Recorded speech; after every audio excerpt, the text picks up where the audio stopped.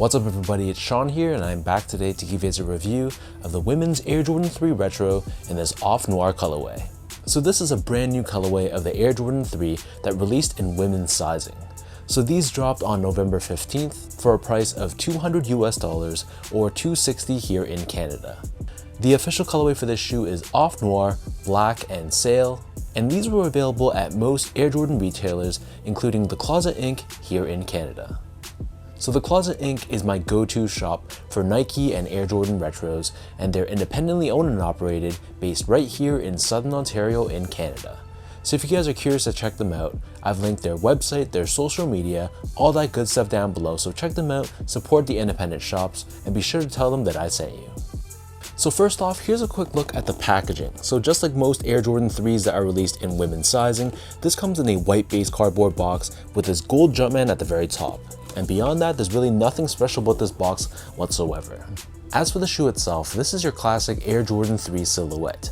However, instead of a typical leather, for example, these Jordan 3s are crafted using a very premium, very soft and buttery black colored nubuck. So this is definitely a genuine leather, and when you run your fingers across this, you can see the colors changing on the materials, and I was very impressed with the quality of this. Overlaid on the front toe cap, we have another layer of this black colored nubuck, and this runs down the length of the bottom of the shoe. Surrounding the front toe cap, of course, we have the signature elephant print, and then moving downwards, the bottom two eyelets, this is covered in a black colored TPU. Next to this, we have this perforated synthetic black leather, and then the middle three eyelets are constructed out of a cream colored TPU. And then at the top two eyelets, this is covered in a black colored TPU. Underneath this, we have more of that very soft, buttery black nubuck, and then surrounding the top portion of the ankle collar area, we have more of that perforated synthetic leather that we saw earlier covering the eyelets. And then surrounding the bottom of the heel, once again, we have that signature elephant print here as well. Above this on the heel, we have a black colored TPU heel cup with the signature Jumpman Air branding. As far as the laces go, so these come with two different lace options. The standard lace that they come with is a flat style black lace, but they also come with a sail or off-white colored lace as well. But for me, I prefer the more muted and tonal look of the black laces, so that's what I'm going to leave them with. Underneath this, the tongue you can see has this perforated leather once again, and this covers the majority of the tongue itself. And then at the very top, here you can see we have a smooth black leather, and we have this black colored tonal Jumpman embroidered in the center. So the back of the tongue and the interior of the shoe, this is covered in a black colored liner. And then moving on to the insoles, so these come with a foam lined insole, nothing special here at all. It's lined in a black colored finish on top, and we have a white colored Jumpman stamped onto the heel.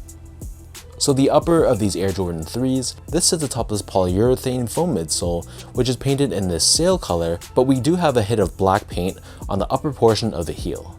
And then encapsulated within this midsole and visible on the heel, we have Nike Air technology. So of course, being an Air Jordan 3, we have this window exposing the air unit that's within the midsole. As far as the outsole goes, nothing special here. This is constructed out of a mix of gray, black, and cream colored rubber. We have this circular pivot point on the forefoot, along with Jordan branding running down the center of the heel. So that breaks down the look and the construction of this pair.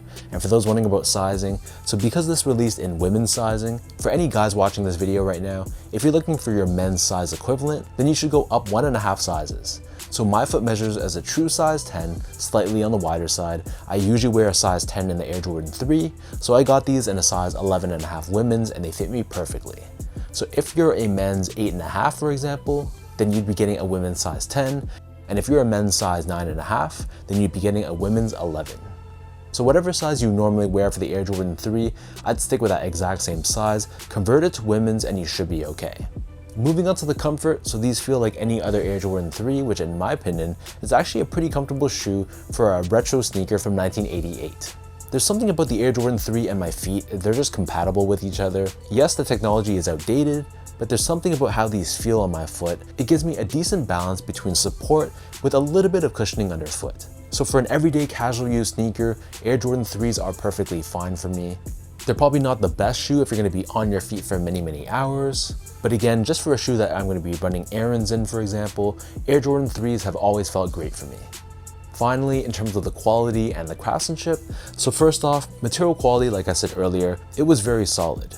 This nubuck specifically really feels premium, and while the leather they use on the eyelets and the collar, this was a synthetic leather, it honestly didn't feel that bad. So the materials were really solid, and from a build and craftsmanship standpoint, for the most part, it was pretty free of any flaws.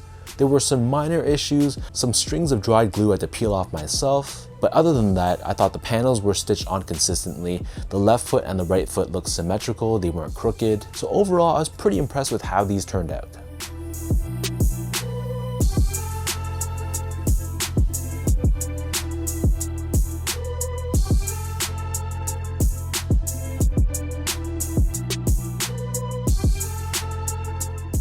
So with all that out of the way now, let's toss these on feet, I'll lace them up and I'll show you guys how these look.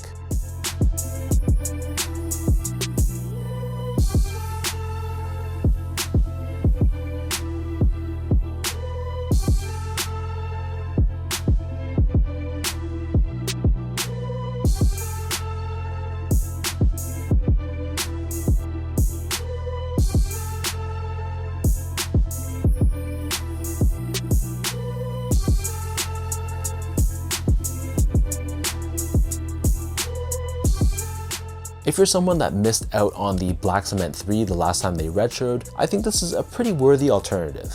Yes, it's not as good as a classic Black Cement 3, but what I like about this colorway is it has a bit more of a sleek look with this being predominantly just black. And I feel like you can kind of pull this off a bit more with a fancier outfit, for example, whereas the Black Cement 3 has a bit more of an athletic look.